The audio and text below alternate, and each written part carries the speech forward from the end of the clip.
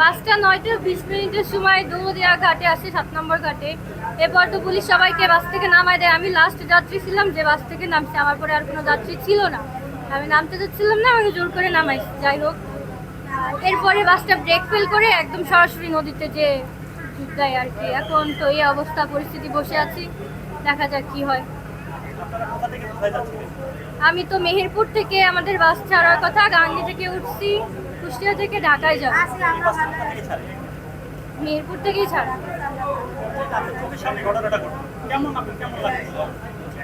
মানে গায়ের লোম দাঁড়ায় যাবে যে ঘটনা, এখনো মানে ভাষায় প্রকাশ করতে পারবো না।